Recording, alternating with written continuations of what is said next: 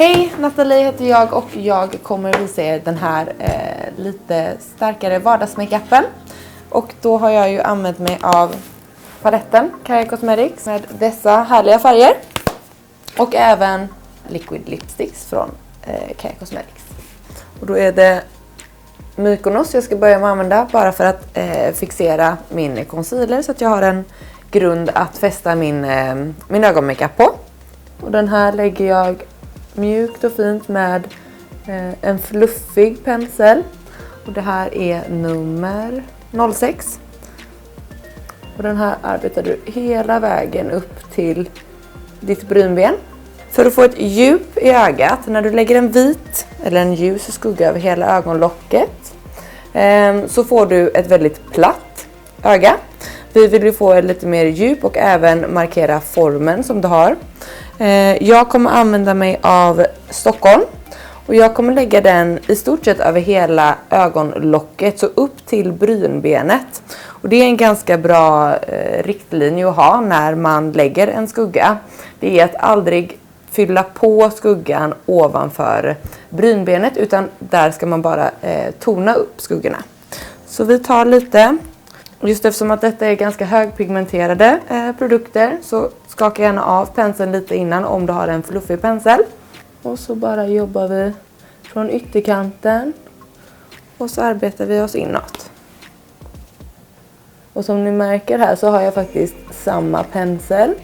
Just när det kommer till en vardagsmakeup så ska det ju gå fort. Det ska vara enkelt.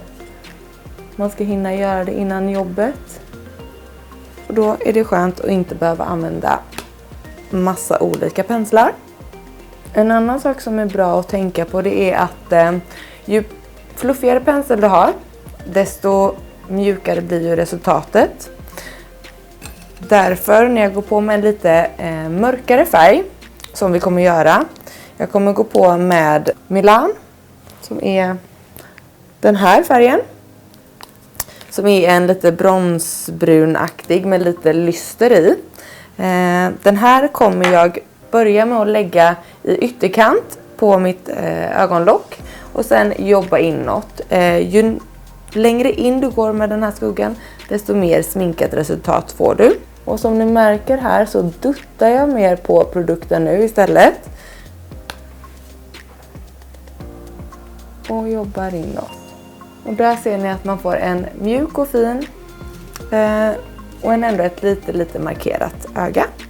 Och fördelen där när vi la Stockholm där som en grund, det är ju att vi har den mjuka övergången gratis vid brynbenet. Så vi behöver aldrig oroa oss för de här skarpa kanterna nu när vi lägger på den här lite skimrigare skuggan. Ta pyttelite på en snedställd pensel. Gärna att det är en matt skugga. Ta av det lite på handen om man känner sig osäker. Och det vi kommer göra är att vi kommer gå precis längs våran franslinje. Så att jag kommer lägga som en liten, nästan bara som en lite mjukare eyeliner.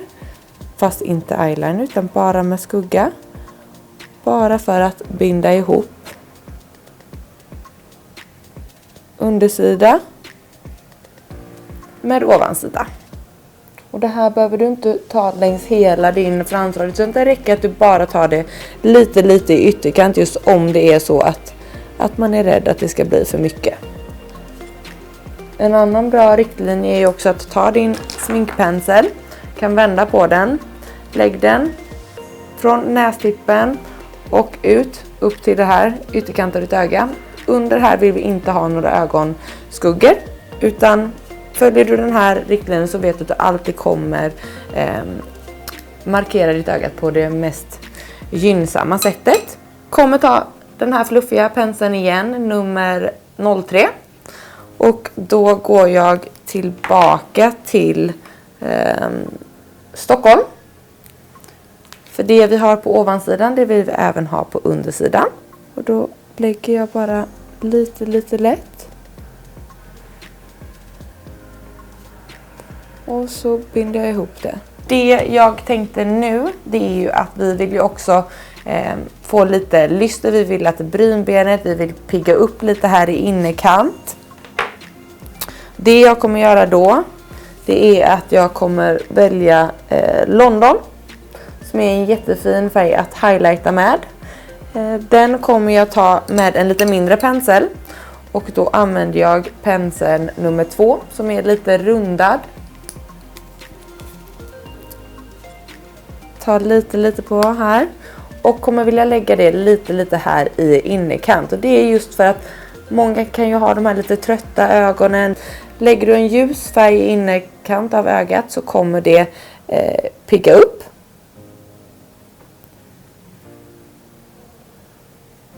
Och det kan du även gå upp med lite lätt både på undersidan och sen även att man följer upp här mot ögonbrynet lite lätt. Kommer ta snedställd pensel igen och det var ju nummer 01. Vill man inte bara göra en eyeliner utan man vill bara få det här intrycket av en lite fylligare fransrad, så är ett jättebra tricks att ha en svart skugga. Du kan blöta penseln eller så kör du en torr skugga. Det beror lite på hur du vill ha resultatet. Tar du en torr skugga blir det givetvis en lite mer sotigare och mjukare look. Tar du en fuktad pensel så får du ju den här lite mer eyeliner-effekten. Jag kommer faktiskt börja att använda en torr pensel. Torr pensel och torr skugga just för att bara skugga och skissa lite där jag vill ha min eyeliner. Men det första tricket vi ska göra det är att vi tar den svarta. Här är det extremt viktigt att slå av penseln innan. Jag kommer lägga den närmast min fransrad för att få en fylligare fransrad helt enkelt. Eller intrycket av en fylligare fransrad. Precis som när du lägger på mascara så är det lätt att du får de här glappen mellan fransar och ögonlock. Och det slipper vi när vi gör det. Tycker man att det är svårt, lätt är att ha en spegel och titta ner. För då har du vinkeln med en gång. Jag kommer göra det så här. Tar penseln och så lägger jag bara här. Duttar på.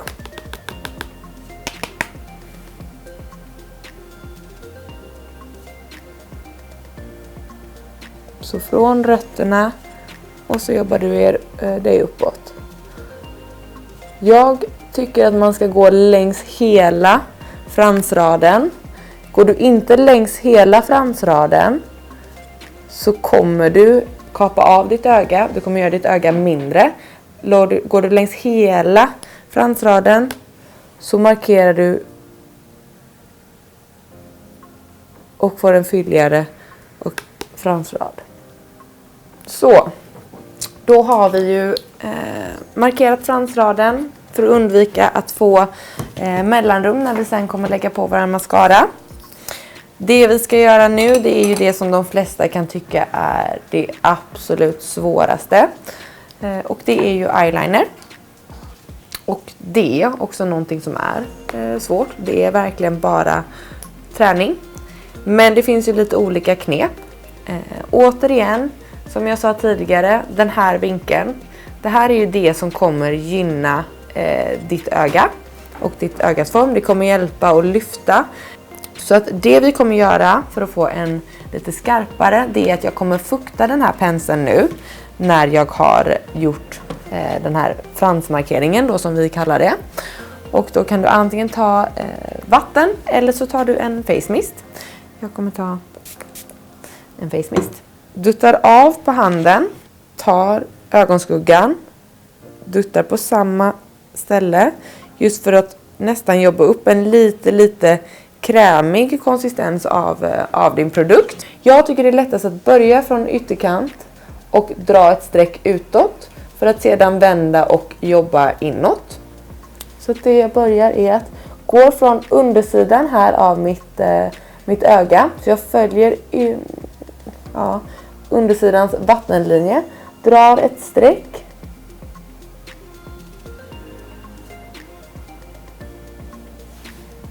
På det här sättet. Återigen som vi ser, det är den vinkeln. Det jag sen gör är att jag tar lite mer färg. Vänder på penseln. Går inte riktigt ända ut i kanten. Och drar bara in mot fransraden. Fuktar penseln lite lätt igen.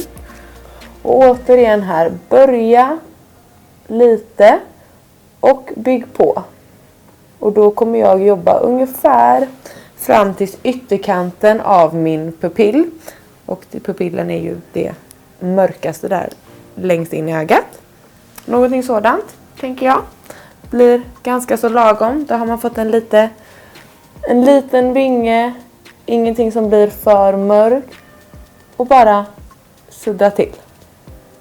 Jag kommer lägga på mascara off cam och så kommer jag komma tillbaka så ska vi göra lite läppar också. Liquid lipstick. Väldigt mjuka, fina, högpigmenterade men utan att bli torra på läpparna. Jag har valt till den här makeupen att använda mig av en färg som heter Very Me.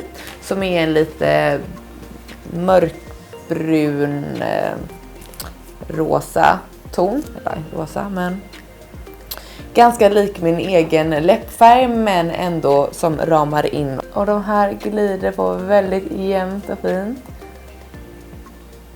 Jag tycker inte ens att man behöver använda sig av en läpppenna på dessa utan det är bara att applicera. Viktigt att tänka på när man lägger läppar är att inte gå för mycket i mungiporna. Generellt när du använder läppprodukt så är det ju dit produkten kommer leta sig oavsett. Så att jag brukar stanna precis där överläpp och underläpp möts. Så, här har vi en lite piffigare vardagsmakeup som man även kan ha till fest om man vill det. Beroende på hur sminkat man brukar vara. Tack så jättemycket för att ni kollade på den här vardagstutorialen. Vill ni se lite mer sminkningar och olika looker så är det bara att gå in på vår YouTube-kanal så får ni se mer.